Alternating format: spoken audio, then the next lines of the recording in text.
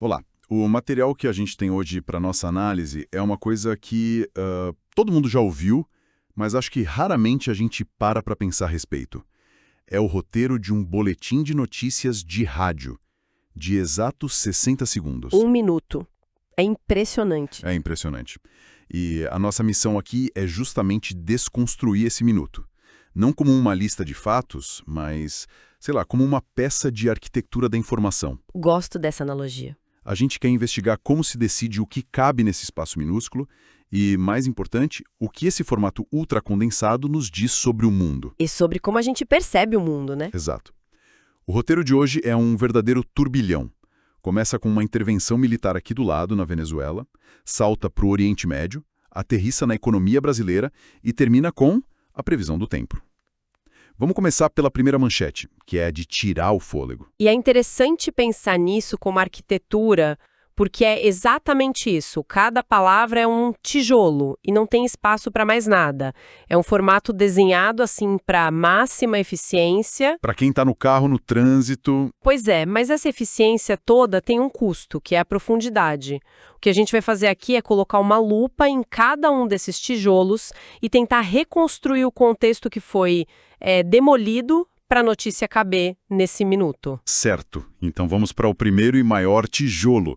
O roteiro abre com: no cenário internacional, os Estados Unidos confirmaram ataques militares na Venezuela nesta madrugada e a captura do presidente Nicolás Maduro. Nossa! É uma frase que explode na nossa cabeça. Uma ação militar direta, a captura de um chefe de Estado, e a reação no Brasil é imediata. O roteiro continua: está sendo debatida em Brasília em reunião de emergência no Itamaraty. E essa conexão imediata com Itamaraty é o ponto-chave. Sim. Para quem está ouvindo no Brasil, essa é a frase que transforma a notícia de um espetáculo internacional para um problema doméstico em potencial. Traz para perto, né? Muito. Uma intervenção americana na nossa fronteira mexe com, décadas de política externa brasileira. A ideia de que a região deve ser uma zona de paz... Sem intervenção de potência de fora. Exato. Essa reunião de emergência não é só burocracia. É o som do alarme de incêndio diplomático e de segurança nacional soando em Brasília. Perfeito. E o boletim ainda consegue adicionar mais camadas a essa crise em pouquíssimas palavras. Cita o lado humanitário, a vice-presidente venezuelana pediu provas de vida dele, e depois o lado legal. Ah, sim. Autoridades americanas afirmam que Maduro enfrentará acusações nos Estados Unidos. E essa parte das acusações me chama a atenção. É uma palavra forte. É uma palavra muito carregada. Não é será julgado, é enfrentará acusações. Isso abre um campo de batalha jurídico inteiro. Precisamente. E esse é um exemplo perfeito de como o formato sacrifica a clareza em nome da velocidade. Que acusações são essas? Baseadas em que leis? O ouvinte comum não sabe. Não sabe. A gente, por contexto, sabe que existem acusações de narcotráfico, de violações de direitos humanos, mas o boletim não tem tempo para isso. Ele só joga o termo no ar e aí a pessoa que está ouvindo preenche essa lacuna com o que ela já sabe ou com o que ela imagina. O que pode ser perigoso? Muito perigoso. Simplifica um processo legal e político que é super complexo numa narrativa de mocinho contra bandido. E ainda tem o efeito cascata na vida comum. O roteiro termina a nota com: a situação também tem causado cancelamentos de voos no Caribe e preocupação global. Ah, esse detalhe é ótimo. Eu acho fascinante. Ele ancora uma crise geopolítica monumental em algo que qualquer pessoa entende.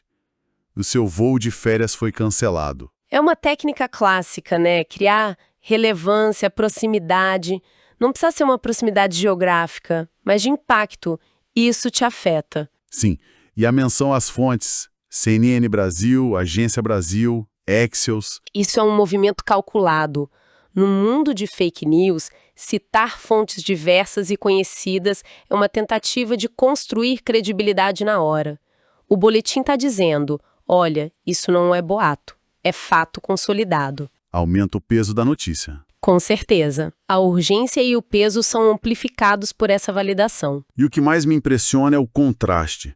A gente mal teve tempo de digerir a ideia de uma guerra aqui do lado e o roteiro, puf, nos transporta para o outro lado do mundo. É um salto, não uma ponte. Exato. O boletim diz: em outros pontos do mundo, O chefe da ONU, Antônio Guterres, pediu que Israel reverta a proibição de ONGs em Gaza e na Cisjordânia, alertando sobre impactos humanitários. De uma crise explosiva, a gente vai para uma que se arrasta, uma ferida que não fecha. E essa justaposição é a própria natureza do noticiário global. As crises acontecem em paralelo, mas o que me parece crucial nessa nota da ONU é a escolha do foco. A notícia não é sobre um ataque, um movimento de tropas, é sobre a infraestrutura da sobrevivência. A infraestrutura da sobrevivência. Boa definição. As ONGs em zonas de conflito são o sistema circulatório da ajuda humanitária. Elas são os médicos, os engenheiros, os que distribuem comida. Então, quando Guterres fala em impactos humanitários, não é uma figura de linguagem, é algo bem concreto. Extremamente concreto. A proibição de ONG significa, na prática, que menos gente vai ter acesso à água potável, a cuidados médicos, à comida. É uma sentença. Exatamente. Significa que a mortalidade por doenças, por fome, por falta de tratamento básico pode aumentar drasticamente. É o que se chama de violência lenta. Violência lenta. A captura de um presidente é uma violência rápida, visível, quase cinematográfica. O colapso de um sistema de ajuda humanitária é uma violência silenciosa, que produz estatísticas, não manchetes bombásticas. E o boletim, mesmo sem querer, nos força a comparar esses dois tipos de crise ao colocá-las uma depois da outra. O que é mais grave? É o evento dramático ou o processo de deterioração contínuo. É uma pergunta que o formato de 60 segundos jamais vai responder. Ele só apresenta e segue em frente. E o próximo salto é de volta para casa.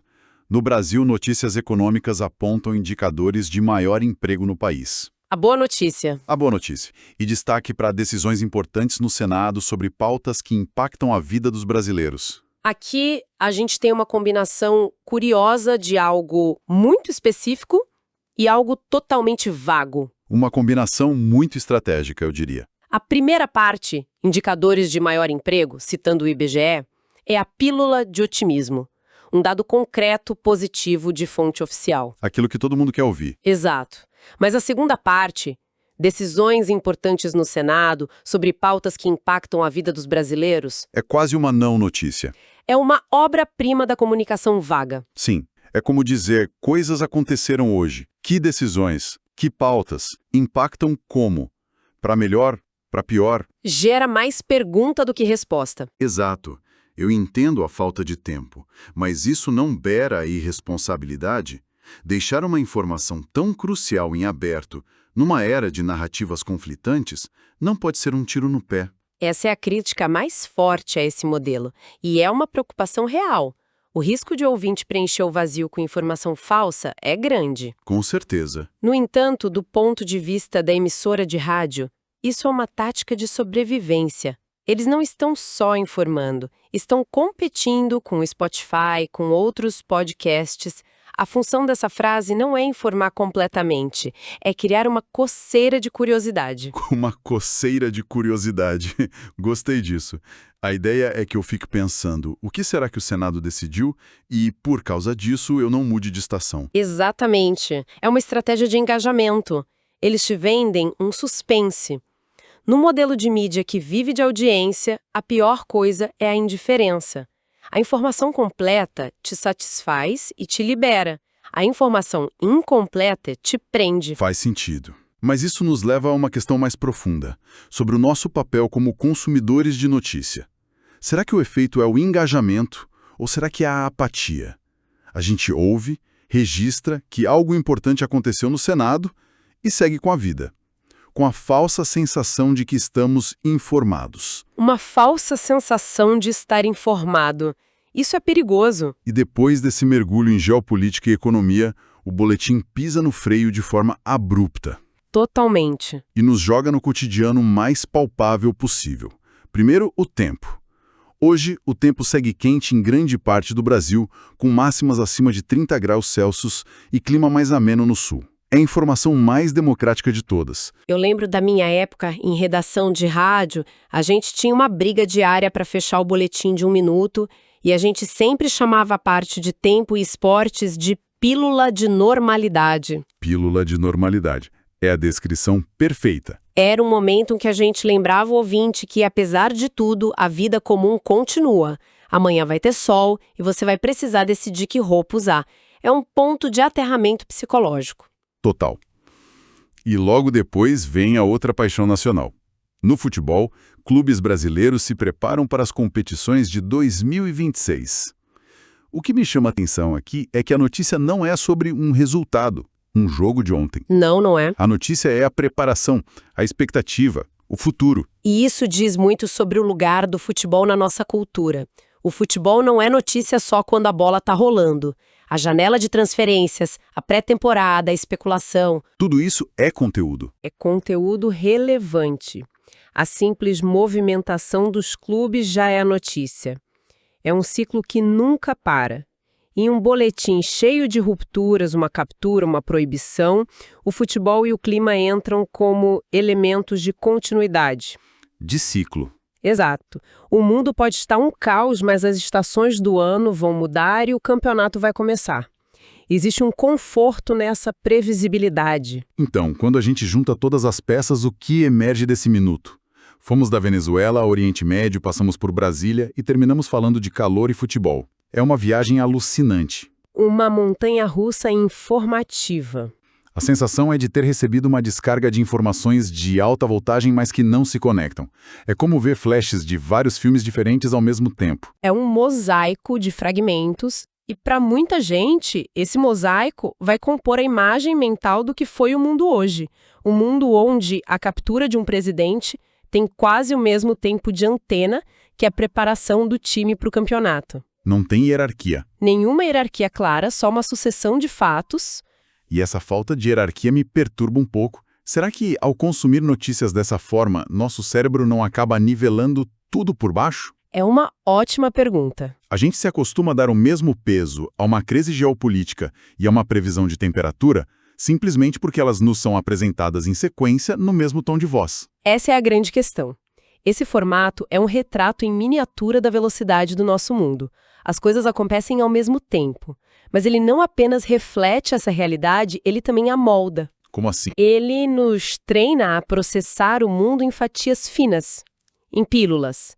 Nós nos tornamos especialistas em saber o quê, mas perdemos a capacidade de perguntar por quê e daí. A conexão entre os pontos. A análise das consequências, a compreensão do contexto, tudo isso fica de fora. A gente mal processa a gravidade do que aconteceu na Venezuela e já está pensando se vai chover à tarde. Então, o que fica no final? O que essa análise de 1 minuto de notícias nos ensina? Para mim, fica a imagem de um quebra-cabeça. O boletim joga um punhado de peças na mesa, todas de caixas diferentes, e diz: aqui está o seu mundo hoje. É uma ótima analogia. E isso nos leva a uma reflexão final, uma pergunta que vai além desse roteiro específico. Sim, o ponto que fica para a gente pensar. Ao recebermos o mundo fatiado dessa maneira, com eventos de pesos tão distintos colocados lado a lado, o que acontece com a nossa capacidade de discernimento? Superficiais. Dando a ilusão de conhecimento. Exato. A ilusão do conhecimento sem a profundidade da compreensão. No fim das contas, esse formato nos ajuda a navegar a complexidade do mundo ou apenas nos ensina a surfar na superfície da sua espuma?